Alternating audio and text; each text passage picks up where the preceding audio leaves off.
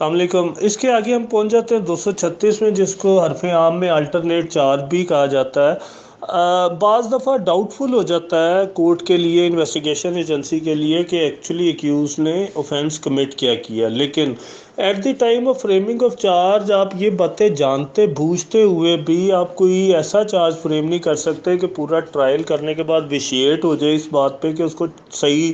Charge ہی نہیں frame کر سکے، اصل میں تو offense کوئی اور بنتا تھا۔ فار ایگزامپل،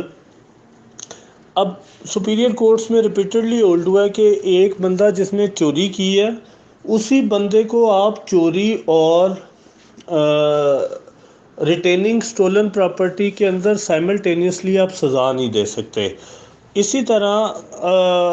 420 اور 406 کو ڈیفائن کرتے ہوئے یہ ہولڈ کیا گیا کہ یا بندہ ٹرسٹ کے اندر رہ کے کرمنل بریچ کر سکتا ہے یا وہ کر سکتا ہے چیٹنگ، تو یہ دونوں بھی ایٹ اے ٹائم آپ اس کو کنوکٹ نہیں کر سکتے۔ اچھا، اب فرض کریں 173 سبمٹ ہو گئی، اور اس کے بعد آپ جس دن چارج فریم کرنے لگے، یہی پوزیشن اب آپ کے سامنے آ گئی کہ پتہ نہیں اس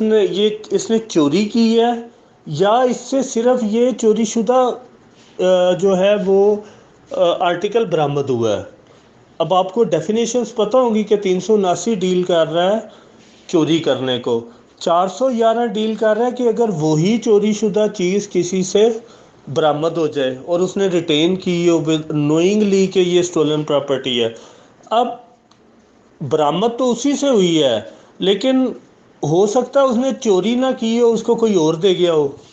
یہ بھی ہو سکتا ہے کہ اس کو پتہ ہی نہ ہو کہ یہ چوری کی چیز ہے۔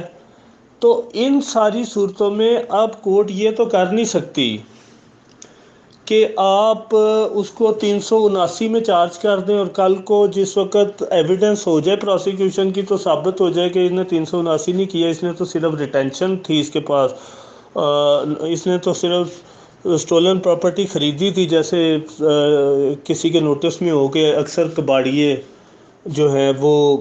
ایسی چیزیں سستی لے لیتے ہیں، کوئی اس ٹائپ کی چیز ہو یا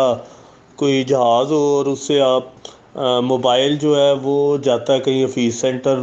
لاہور میں، اور وہاں پہ 50,000 کا موبائل ہے، وہ جا کے 15,000 روپے کا موبائل دیتا تو دکاندار خرید لے گا۔ نو، اب اس کو یہ نوٹس تو ہے کہ یہ 50,000 کی چیز ہے، میں 15 میں لے رہا ہوں، تو اس کا مطلب یہ ہوا کہ وہ نوئنگلی ایک سٹولن پراپرٹی پرچیز کر رہا ہے۔ سو جب چارج فریم کریں گے اور ایسی پوزیشن کورٹ کے اندر ہو کہ کیا یہ چیٹنگ ہے یا یہ فورجری ہے یا یہ کرمنل بریچ آف ٹرسٹ ہے یا پھر یہ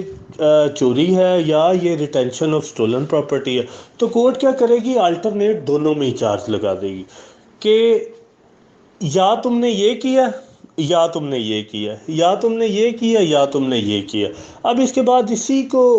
آپ جس وقت پڑھیں گے نا 367 کے اندر جا کے، اس کے اندر بھی الٹرنیٹ ججمنٹ کا بھی کنسیپٹ ہے، وہ بھی بیسیکلی اسی پہ بیسڈ ہے۔ وہ جب آئے گی باری آپ کو وہ بھی ڈیٹیل سے بتاؤں گا، لیکن اس کنسیپٹ کو سمجھ لیں، اور امپورٹنٹ ہے بہت زیادہ کہ الٹرنیٹ چارج کیا ہوتا ہے۔